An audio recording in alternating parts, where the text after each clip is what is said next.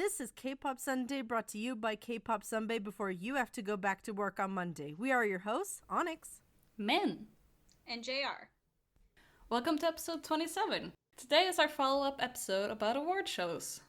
There are many, and I mean many, award shows in the K-pop realm where K-pop artists either perform or get awards, or both. So today we will only be talking about 3 award ceremonies in particular. The Golden Disc Awards, the Mama Awards, which yes, I said wrong, but I don't care.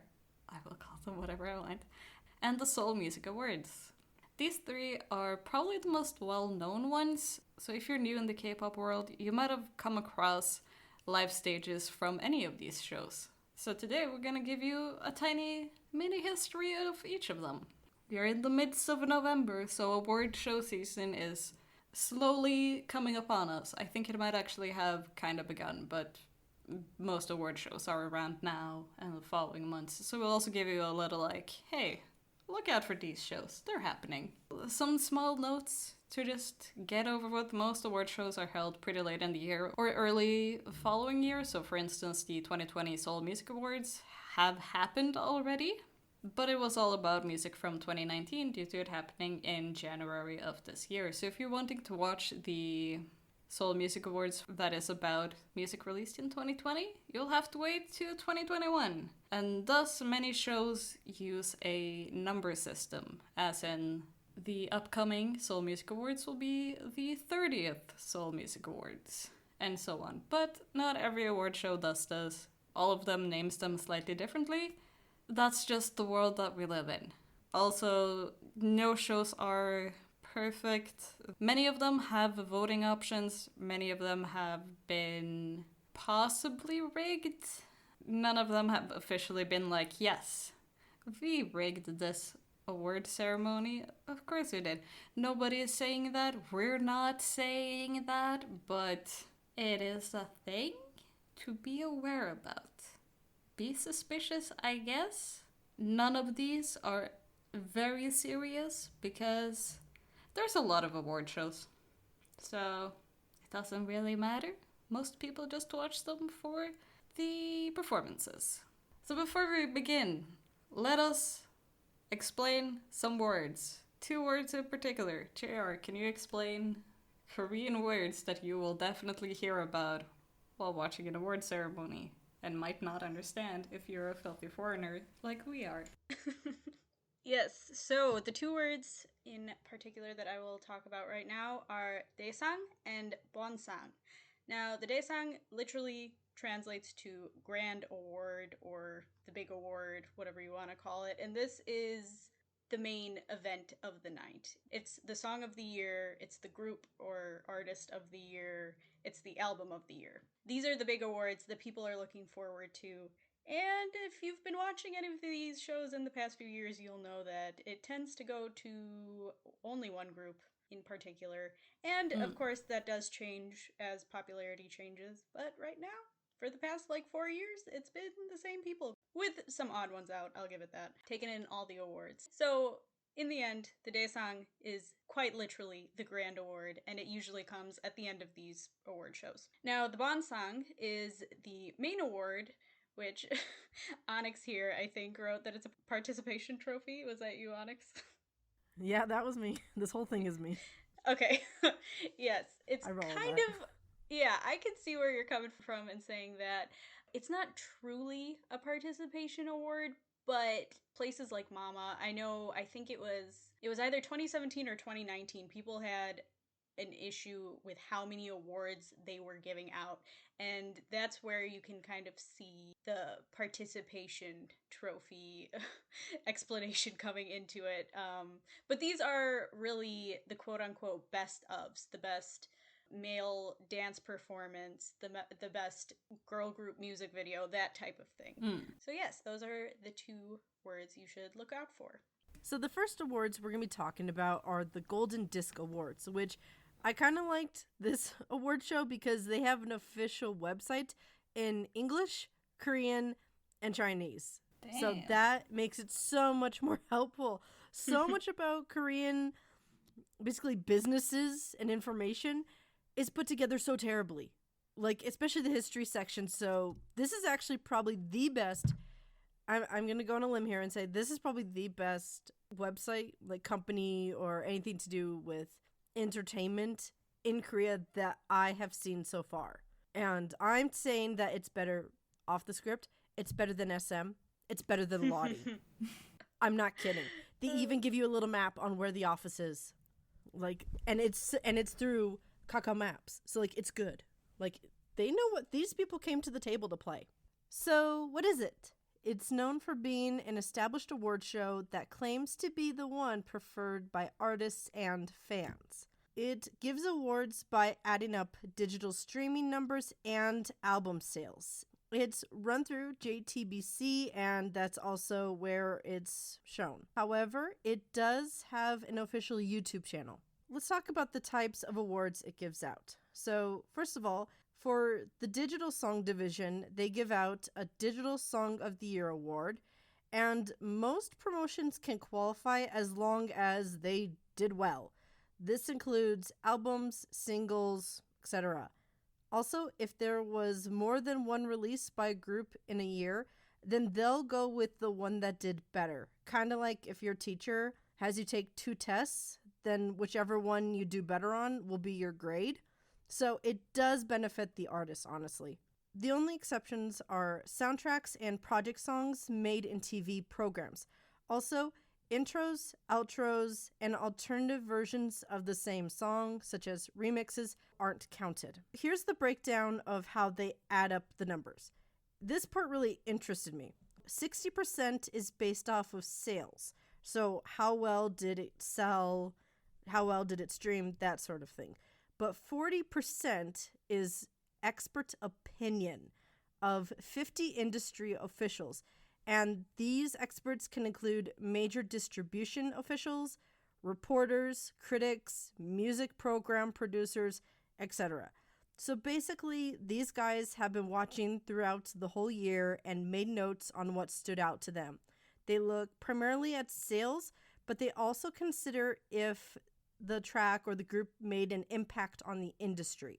So if you're going to be Rookie of the Year, you have to stand out. You can't just be, oh, I'm from a big 3 company. You have to actually bring something to the table. And when I was going through looking at winners and like remembering, okay, this group debuted this year, not always did they give it to the group that came out of the biggest company. Some of them did not even show up in these awards for a couple of years. Kind of interesting. Also, the album division has the same criteria.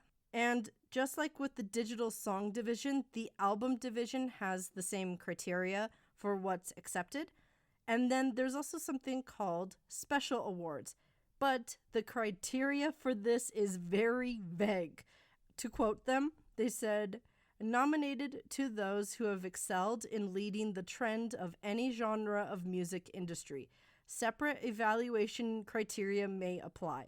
So when I was making that joke about participation trophies earlier that poor JR had to read, this is what it meant. If you're making rules, you should not leave it vague.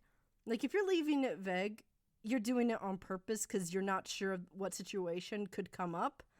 And you're not sure what you want to think is qualifying for it. So, yeah, this one, it's like, if you get it, it's probably not what you expect it to be.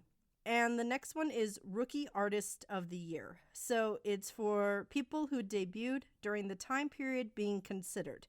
Usually it's like October of one year to October of the next year, that sort of thing. And it kind of held to the same requirements as the Digital Song and Album of the Year awards, as they have to have done something impactful. So it's not random.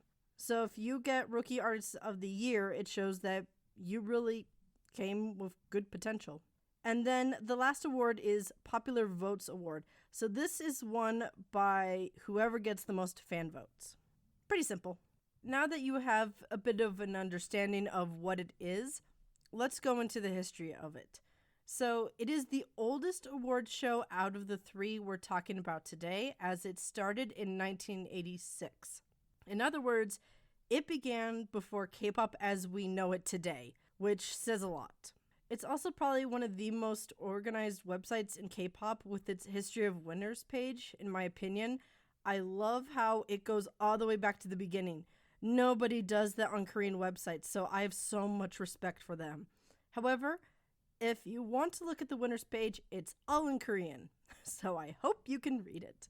Real quick, I want to talk about some notable winners. So in 1986, during their first award show, Cho Young-pil, he cleaned up. He won the Day Song, Popular Artist, and was one of the winners of the main prize. Basically, while I was going through the page for this, Cho Young-pil, pretty much anytime he released an album, he got an award. He's the legendary singer other singers brag about, that they want to be like when they get older. Very famous, but basically he shows up and you have to give an award. Like Korea scrambles when he comes into the room. He gets awards. He owns Korea, kind of. Ever since I got that one album from him and I started listening to it, I get the hype. I get it. Then in 1992, Hyun Jin-young won for his second album, which he could have ended K-pop with that album. He won for the SKC Popular Singer Award. In that same year, Sotaejian Boys won one of their main prizes. And together, they led to 1996. HOT won with Candy for the SKC Rookie of the Year Award. In 2001, GOD won the grand prize for Gil, which means road. In 2006, TVXQ won the grand prize and a main prize for O. Super Junior won one of the Zippel Rookie of the Year awards for Twins, which was their debut track. 2007 was Big Bang's first win. That was also the first year for Wonder Girls, and Super Junior also won something. In 2010, Girls' Generation won the grand prize for O, and this one's a pretty big deal because it was the first time since 2004 that a female artist had won it. The last winner was Lee Soo-young, who she owned 2004, so I get it. But the other reason was that TVXQ and SG Wannabe were playing catch together from 2005 to 2009. Like, there was like one interruption, but it was mainly them passing the award back and forth every year, which is kind of hilarious because I have not seen that with any other time. That and they're such different groups.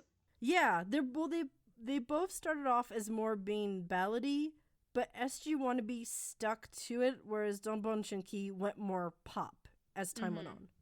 Right. Well, I think people also forget that TVXQ started, like, they were known for being like an a cappella group. That was their main selling point. What? Have you not heard their... that in my life. Oh my gosh. Okay, I need to show you videos. Their harmonization was so good. 2011/2012 was when they started having it as a 2-day event because over the years they added more and more prizes because, of course, the industry grew and there were so many different... Basically, there had to be a need for a new category.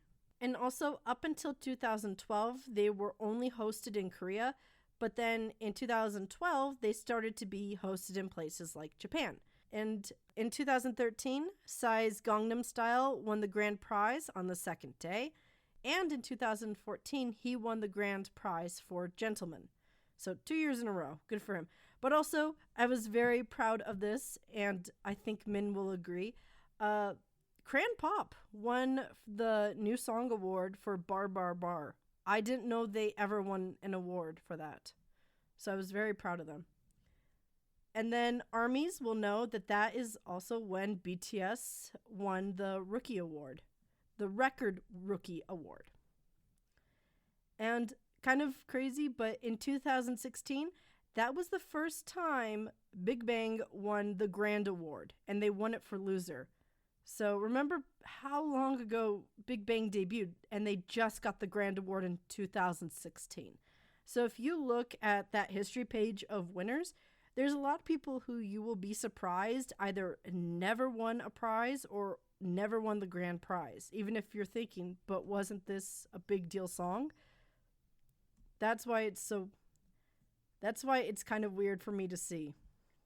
So, to wrap up about the Golden Disc Awards, if you're wanting to learn about popular K-pop music that's really beloved, this award show lines up pretty well, in my opinion. With a lot of these songs I was looking for, it's like, I remember that being a big deal. And there were some that I was very surprised won awards. Some I disagreed with. But those were few and far between. So, now let's throw it over to Min. Let's talk about the Seoul Music Awards. The middle child of the award shows we're talking about here. Seoul Music Awards, also known as High-One Seoul Music Awards.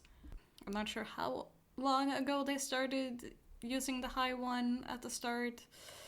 They at least did it last year, but I will forever just call them the Seoul Music Awards. And the show is a yearly award ceremony usually held in January. And the award show mainly focuses on the Hallyu wave and pop music.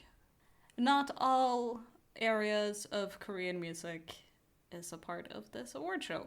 They're very clear about only Hallyu and pop. But the very first Seoul Music Award show was held all the way back in 1990, which isn't really that long ago, but in the pop world, that is ancient. And the upcoming show for 2020 will be their 30th installment of the Seoul Music Awards. As I said earlier, this is one of these shows that has a bit of a weird dating, so if you Google Seoul Music Awards 2020, hoping to look for the upcoming award shows, you will only find one for the 2019. You have to search for the 30th Seoul Music Awards to find anything out about the upcoming one. As I just said, the award show usually happens in January, and another negative about award shows that happen that early in the year, other than the year-end numbering situation sometimes being a bit odd, is also that a lot of songs released earlier in the year of the year that is being judged usually gets forgotten. Like if a song is released in February, March, around that time, if a song is released around February and March, they're usually not often included in award shows, unless it's like a really big group that only released that one song this year. This is not a trend that everybody follows, but a lot of bigger groups tend to have more releases towards the end of the year to try to rake up awards for the end of the year awards, because songs be fresh. But that is just a conspiracy theory. Nobody is saying that that is how the system works. So what can you win at the Seoul Music Awards? Well, they basically give out the Muse Trophy. It kind of looks like a G Clef. I just mentioned that this show is all about pop music and recent music. But back in the 1990s, the pop scene wasn't what it is now. So basically, for the very first Seoul Music Awards, the main genres that the show is giving awards for were ballads and trot. Because ballads and trot is a huge thing in Korean music. It still is. Though just not to the K-pop fandom, but like, it's still really big.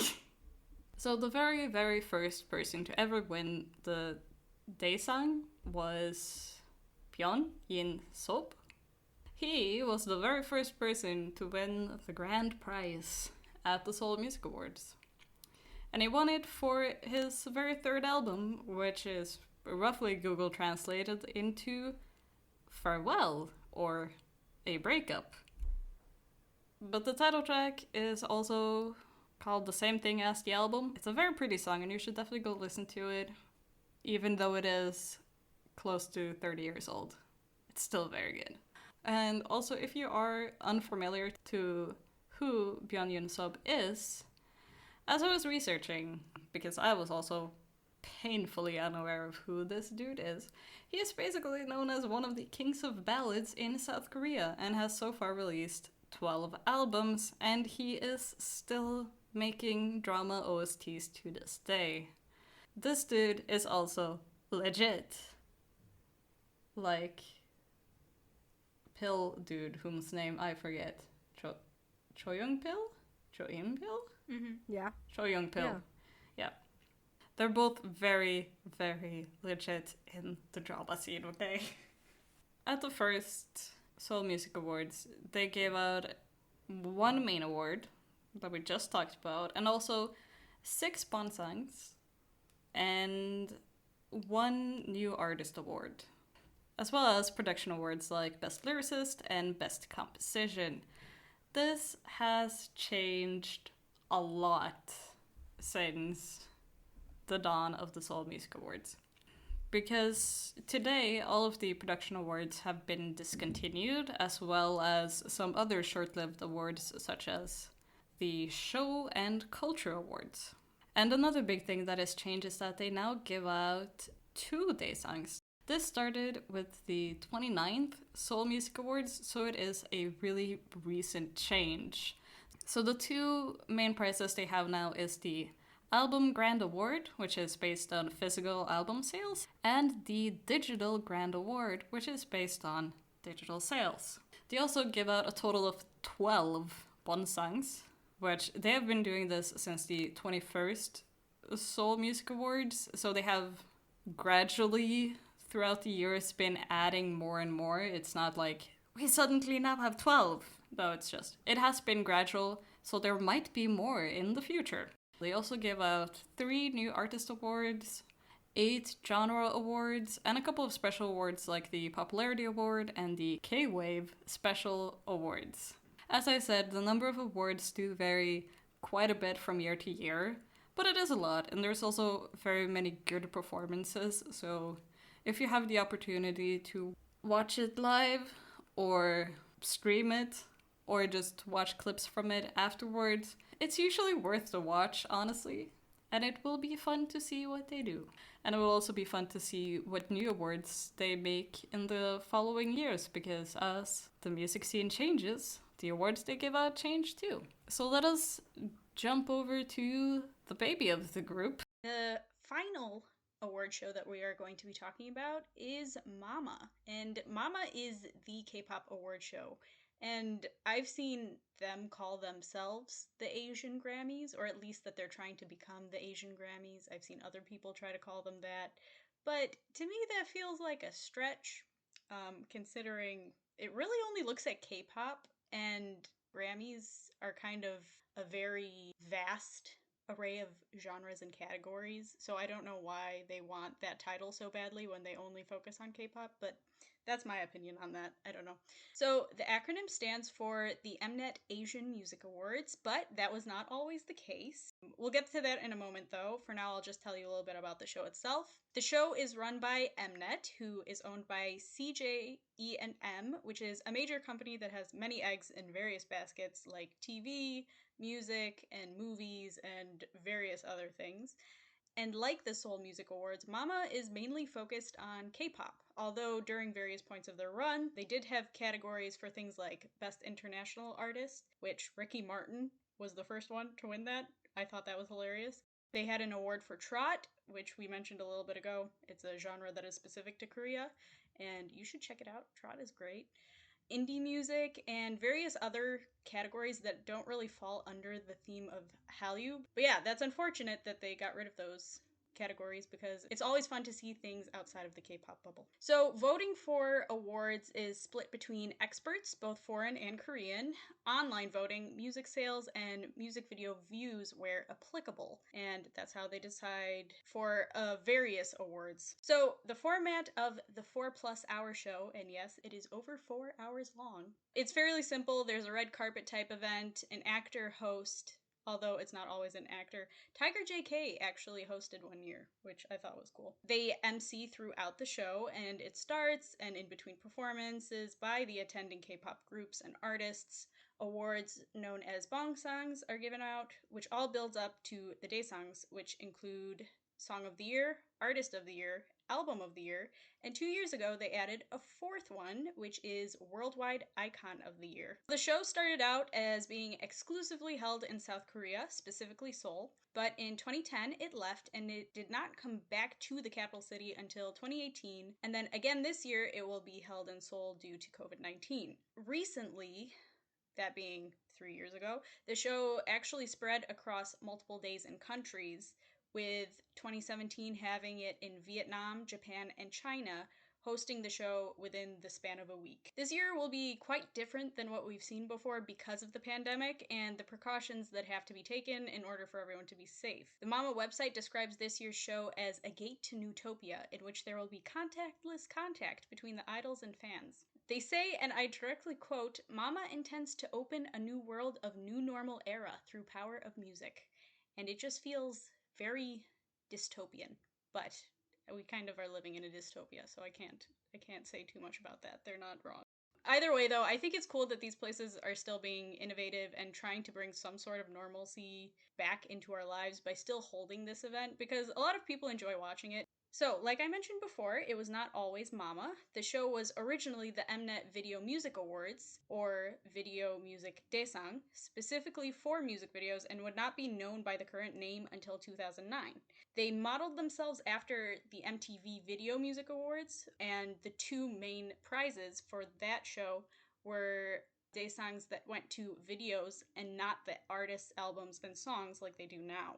The next year, in 2000, it was renamed to Mnet Music Video Festival, which stayed as the name for a couple of years before changing 2 more times until settling on what we know it as today. Now, I wanted to talk about some controversies that have arisen in the past, 2 decades since it's been going around. Mama does have the reputation of being the most controversial music award shows in Korea, so... And I wanted to highlight that. So here we go. So Shinhwa's Lee Min-woo and Shin Hae-sung both left quite literally hours before the show started in 2007 because, as Lee stated, he did not trust the show to properly pick the winners. And, I mean, he essentially thought it was rigged. So he up and left before his performance, which is incredible in my opinion. That, I've never heard of something like that happening until I read that. That's very on brand for Shinhwa. That's them. Yeah, I'm impressed. Like, if you feel that strongly about it, I'm glad he didn't go through with it. Also, at that point, they were out of SM, so they also might have felt more comfortable with what are you gonna do about it, sort of attitude. And we'll see more about SM in a second because they have done some stuff. A couple of years later, all of SM boycotted the 2009 show because, again, they could not trust Mama to fairly decide on the winners. In the source that I'm going off of, Girls' Generation's G had been on the charts for 9 weeks straight and never won first place on M Countdown, along with the album that G came off of not entering their charts until a month after its release, which is quite sketchy. SM went so far as to request their artists be taken off of the polling for that year's show, and they did not go back to Mama until 2011. But they weren't even the first company to boycott that year. Another one, Inwoo Production, home of 2 very famous trot singers, also boycotted for similar reasons. So, do we see a pattern here? I hope so, because Another notable controversy happened during the 2016 show, where a special performance by SNSD Taeyeon and Wiz Khalifa was supposed to take place, in which she sang Charlie Puth's part of the song See You Again, which, if you guys remember, that song was huge that year. And I did not mention this prior, but many big-name Western artists have made appearances over the years, including Stevie Wonder and John Legend. Wiz ended up performing alone, much to everyone's shock, and then posted on Twitter saying that Taeyeon decided to not join him just minutes before they were meant to go on. There was quite a bit of back and forth, both with Wiz Khalifa on Twitter. Taeyeon put some stuff, I think, either on Twitter or Instagram, I can't remember exactly, but she was like, I didn't do anything, this isn't my fault. And it was soon discovered that there was a miscommunication, as can happen when you're dealing with 2 different languages, and there was an issue with the music the day before the show, and the new music was not approved by SM, so they would not let her go on stage. Which is something that you don't really think of as if you're coming from like a Western background, because if SM tells her she can't go on, she can't go on, which I'm sure is a very foreign concept to Wiz Khalifa. You would have thought, though, that with this being such a huge performance, that they would have, like, fast-tracked approval for it. I know. Like, they would have made this, like, the main thing. Like, no, we want to make sure, because this is her performing with, you know, Wiz Khalifa was such a big song. Yeah. You would have thought that they would have been like, we don't care about anything else but this. Let's get this in order. Yeah. It seems like in the end they were able to resolve the issue between the two of them, although, of course, that didn't happen publicly. I'm not sure, but it sounded like both sides figured out that there was a miscommunication and that neither of them were trying to get away from the other one, if that makes sense. Fast forward to the next year, prior to the 2017 show, illegal voting was discovered, and Mnet stated that they would be taking appropriate action in order to nullify the votes and make sure it did not happen again. Although I have seen people say that even if votes are legitimate, they will get deleted. Is that true? I don't know, but there is talk of it, let's say. And all that leads to the fact that YG artists don't even go to Mama anymore, and that is possibly, maybe likely, who knows actually, because of a stage that G-Dragon had in 2014 where he straight up dissed them in his performance. It was incredible. Oh, what's the name of it? I cannot remember off the top of my head what the stage is called. But if you put 2014 G-Dragon Mama performance on YouTube, it'll come up for sure. Now, what I'm going to say following is speculation and things that have been compiled by fans as to why they do not participate anymore. But people think Mnet did not like that stage. So the next year in 2015, YG allegedly or apparently did not receive an invitation for Big Bang to perform, which is kind of crazy if you think about it, because that is the year they released their Maid series and it garnered a lot of interest. So that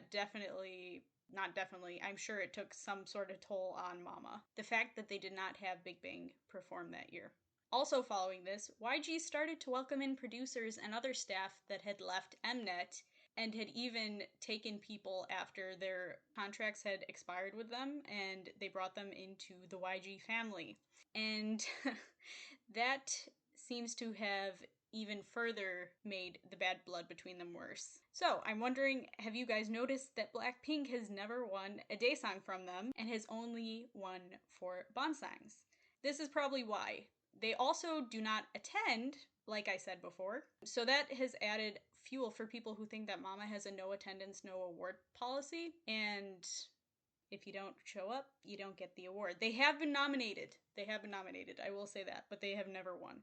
Now, I wanted to mention some notable awards, and that being in 1999, the first year that the show existed, the awards went to HOT for both Best Music Video and Best Group, Jung-hwa for Best Female Artist, and Lee Seung-hwan for Best Male Artist and Most Popular Artist. Fast forward to 2006, and TVXQ won the first ever Artist of the Year as we know it, because they did not have that specific day song until 2006. For a long time, Big Bang held the record for the most day songs at 5 awards, up until EXO took over them at 6 awards, and right now BTS has the most day songs, coming in at 9 awards. Just a quick reminder as we're coming to the end of this section, this year's voting has already started actually on October 28th, and the actual show will air online on December 6th. By the time this episode's up, on the 15th of November, I believe it is, I don't know if voting will still be open, but if it is, now you know, and you can go vote for your faves. Now let's talk about some other shows to have on your watch list this year.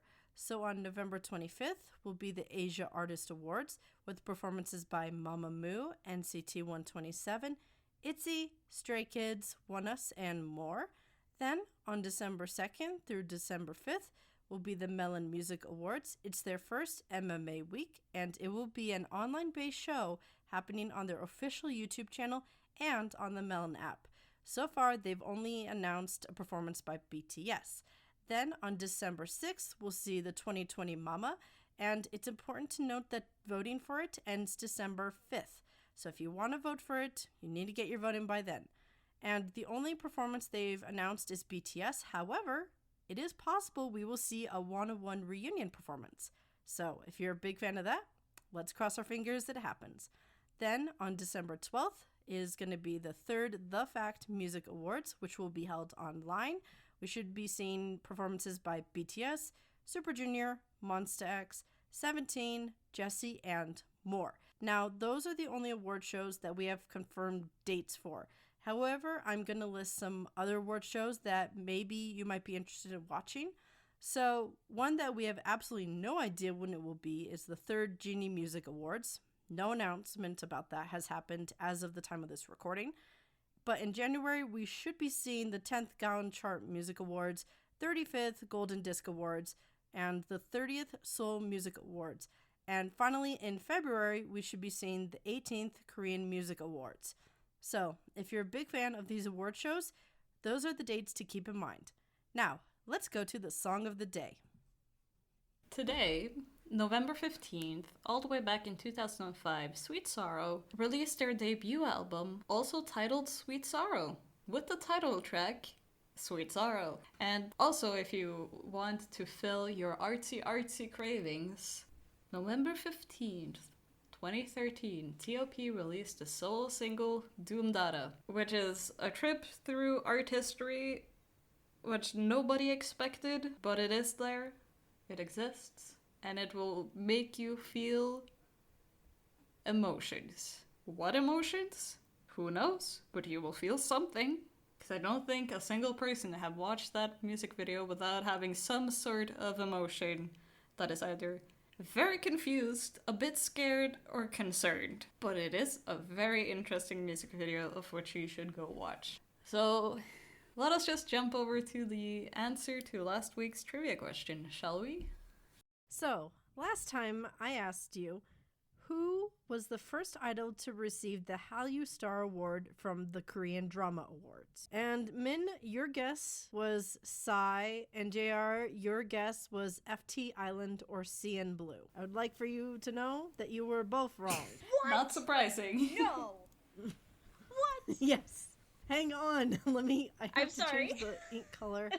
I had to change the ink color. I can't find. I thought you said it was the early. It was like 2010. I put that in my head. I put that in my head. That was my problem. Yeah, I didn't say that. You didn't say anything. Oh my gosh.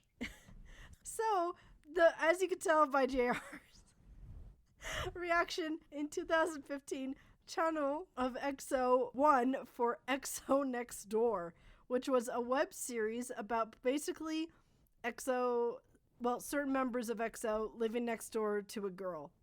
And the people who were living next door to this girl were Chanol, who was the main character, Dio, Baekhyun, and Sehun. I marathoned this show. It's good.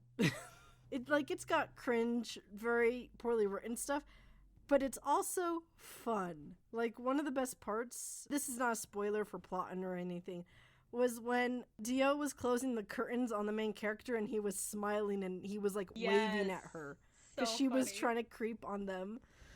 I've never seen Dio smile so much as this series. So I highly recommend you watch it.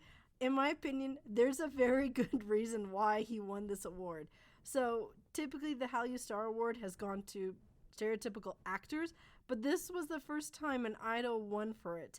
And the fact that it was for an idol-centric show is also equally impressive. EXO Next Door. Great series. There's a reason why it won an award. I really do want to go back through it. I liked it. We've done a lot this episode. JR, take it away. Thank you for listening. If you enjoyed the episode, then please make sure to rate, subscribe, follow, and tell your friends about us. If you want to interact with us or just see more of our content, then you can follow us on Twitter at KpopSunbaze or on our other social media platforms, which will be in the description. Also, don't forget that our next episode comes out on November 29th, 2020. Thanks, everyone. Bye. Bye. 안녕.